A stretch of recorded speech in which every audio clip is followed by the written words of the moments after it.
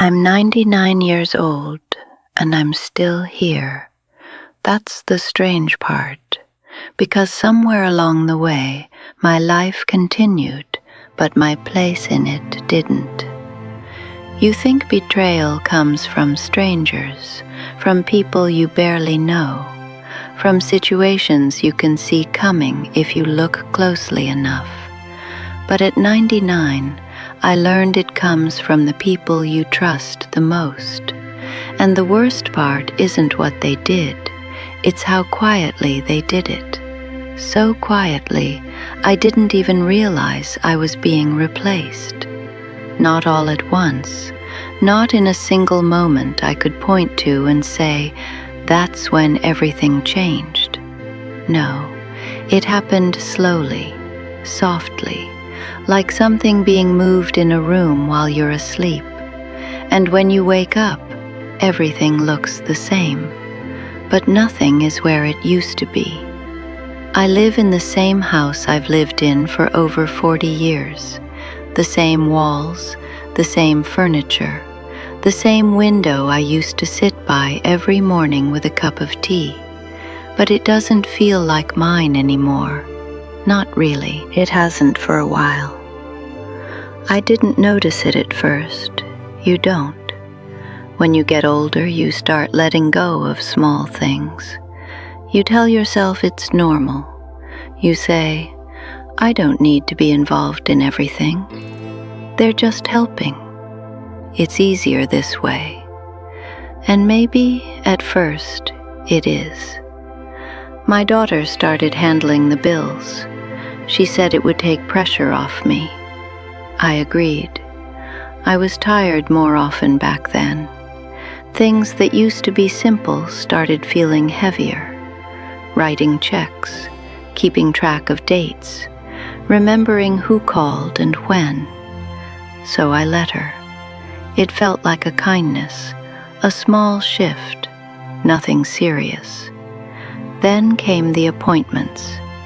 She began speaking to the doctor instead of me, standing a little closer, answering questions before I could. At first I thought she was just trying to help, saving me from repeating myself, making things easier. But then I noticed something. The doctor stopped looking at me.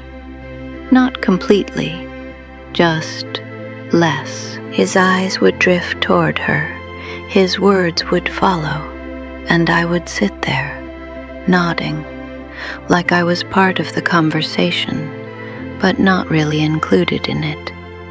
It's a strange feeling, being present, but not seen. That's when it begins, not loudly, not cruelly, just gently, like you're being moved to the side of your own life. I remember one afternoon, I was sitting in the living room, the same chair I've always had, and I heard my name from the kitchen, not called out, mentioned. They won't remember. That's what my son said. I wasn't meant to hear it, but I did. And something inside me paused, not broke, not yet, just paused. I didn't confront him. I didn't ask what he meant, because deep down, I already understood. From that day on, I started noticing more. Little things, small changes. My mail stopped coming directly to me.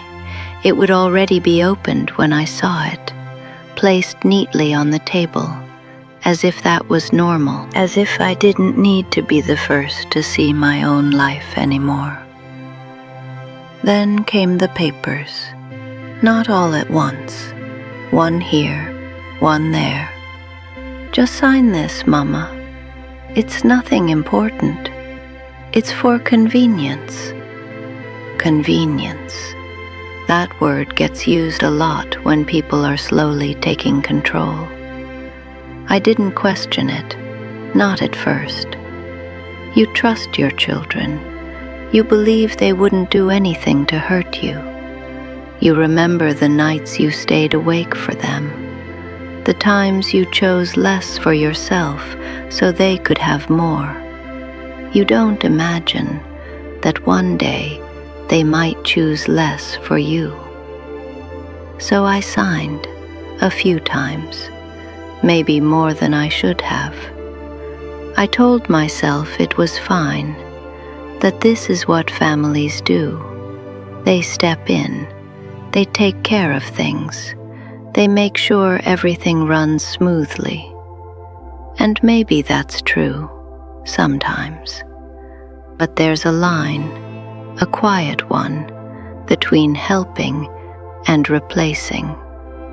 I didn't see when we crossed it. I just know one day I realized I was no longer the one making decisions about my home, my money, my life.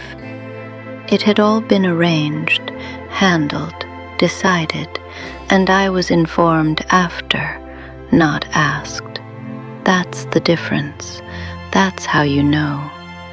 I remember asking about something once, a small thing, a payment I didn't recognize. My daughter smiled, that same gentle smile she used as a child when she wanted something. It's taken care of, Mama.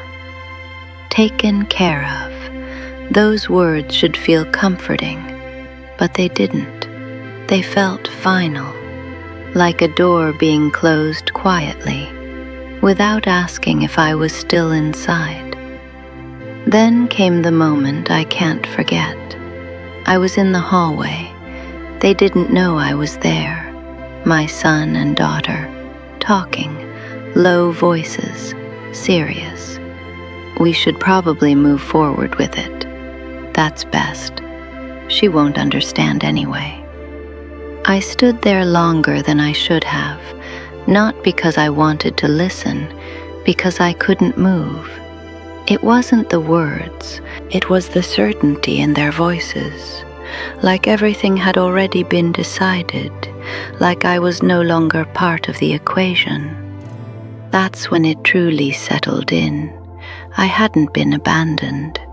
That would have been easier to understand, clearer, cleaner. No, I had been replaced while I was still alive. My role in the family, my authority, my voice, slowly transferred, piece by piece, until there was nothing left for me to hold on to, except memories, and even those felt like they belonged to someone else now. I started noticing how they spoke around me, not to me, around me, like I was fragile, like I might break if I heard too much, or maybe like I didn't need to know anymore. That's another kind of disappearance, when people start deciding what you're allowed to understand. I still wake up every morning. I still sit by that same window. The sunlight hasn't changed. The street outside still moves the same way. But inside, everything feels different. I'm here, but I'm not included. I exist, but I'm not considered. And the hardest part is that it didn't come from cruelty, not in the way people expect. There was no shouting, no arguments, no dramatic moment where everything fell apart. It was calm, organized, well-intentioned, maybe. That's what makes it harder to accept, because you can't point to a single act and say, that's where they hurt me. It's spread out, across time, across decisions, across quiet moments that seemed harmless at the time, until they weren't. I think about the past often now, not in a nostalgic way, in a searching way, trying to understand when I became less, when my voice stopped carrying weight, when my presence became optional. Was it when I started needing help? Was it when I said yes too easily? Or was it always going to happen, and I just lived long enough to see it? I don't know. And at 99, I don't think I need to know anymore. What I do know is this feeling of being slowly moved out of your own life while still sitting in it. If you're listening to me, I'm not telling you this to make you angry or to make you afraid. I'm telling you because it doesn't happen the way you think. It doesn't come with warning signs. It comes disguised as care, as responsibility, as love. And by the time you realize what's happening, it's already been done. You're already standing on the outside, looking in. I still see my children every day. They're here. They talk. They ask if I need anything. They make sure I'm comfortable. And maybe, in their own way, they believe they're doing the right thing. I don't hate them. That's not what this is. It's something quieter than that, something heavier. It's the realization that love can still exist, even when you've been quietly replaced. And that's a difficult thing to sit with, because there's nothing to fight, nothing to fix, just something to understand and accept. As time runs out, I don't know how many days I have left, not exactly, but I can feel the edges of it now, the way the mornings come a little slower, the way the nights feel longer. And in this quiet space, I think about what matters. Not control, not ownership, not even fairness, just being seen, being heard, being remembered as someone who was still here until the very end. If this meant something to you, if you felt even a small part of what I've been trying to say, then maybe you'll notice the people in your life a little differently. Maybe you'll listen a little longer, ask one more question, wait for their answer. Because one day, without meaning to, without realizing it, you might start making decisions for someone instead of with them, and they might be sitting right there, watching it happen, quietly, like I did. I'm 99 years old, and I'm still here, even if, in some ways, I've already been replaced.